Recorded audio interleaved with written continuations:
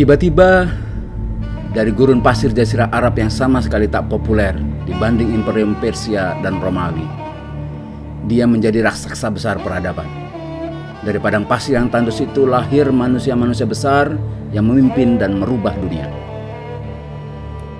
Tiba-tiba dari kumpulan suku yang buta huruf, yang etikanya tidak indah itu lahir pemikir dan ilmuwan besar seperti Umar bin Khattab, Ali bin Abi Thalib, Ibnu Umar, Ibnu Abbas, Ibnu Mas'ud, Zaid bin Thabit, dan Ubay bin Ka'ab. Ibnul Qayyim Al-Jauzi mencatat ada 110 ulama saat Nabi Muhammad SAW wafat. Dari masyarakat yang tidak terstruktur dengan baik itu lahirlah pemimpin-pemimpin, negarawan, arsitek peradaban besar seperti Abu Bakar, Utsman bin Affan, atau pakar militer seperti Khalid bin Walid, Abu Ubaidah bin Al-Jarrah, dan Sa'ad bin Abi Waqqas. Dari masyarakat yang dipenuhi pikiran takhayul dan khurafat itu muncul puluhan entrepreneur ulung seperti Abdurrahman bin Auf. Bahkan 9 dari 10 sahabat yang dijanjikan masuk surga adalah seorang entrepreneur. Perubahan dan kebangkitan hebat itu terjadi karena izin Allah dan kontribusi dari guru besar Muhammad SAW yang mengajar para sahabatnya dengan kurikulum dari langit, Al-Quran Al-Karim.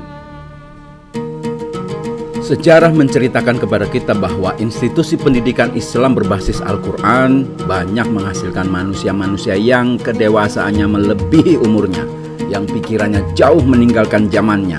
Kehadiran mereka selalu mengguncang dunia, mempesona setiap orang yang mau melihat dan menilainya dengan jujur.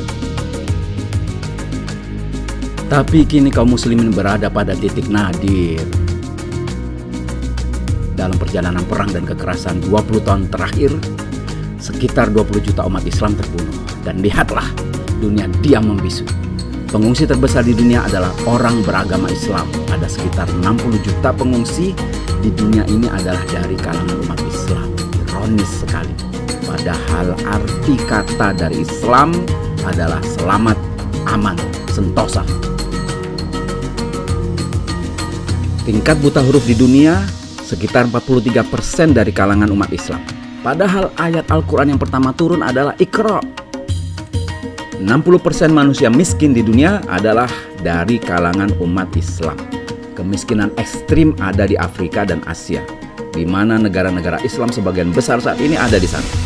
Padahal di Indonesia saja potensi zakatnya sebesar 327,6 triliun per tahun. Kenapa kaum muslimin menjadi seperti itu? Siapa yang merusak Islam? Al-Islamu mahjubun bil muslimin.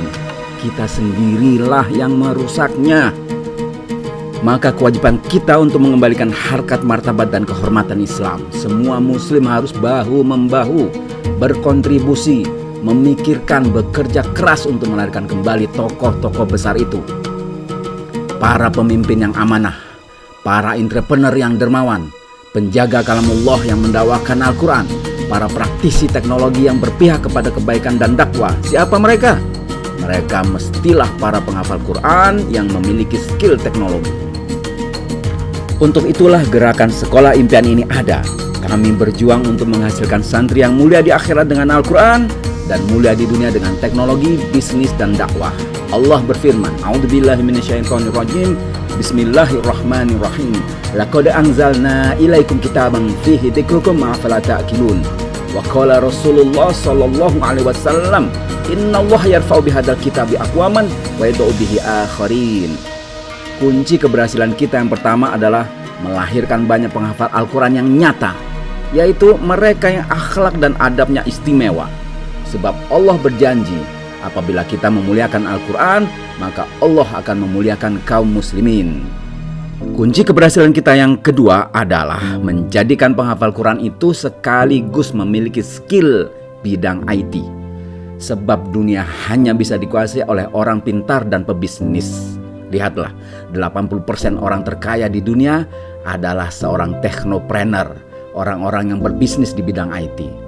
Kalau generasi muslim mendatang menjadi ahlul Quran sekaligus ahlul IT yang dia berbisnis dan berdakwah dengan teknologi, maka insya Allah kemuliaan umat akan kita dapat di dunia ini. Untuk itulah gerakan Sekolah Impian ini ada.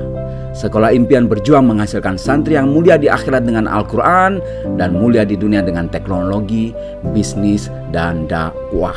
Kami sudah hampir separuh jalan. Kami mengundang ayah bunda berbagi peran dalam proyek akhirat ini.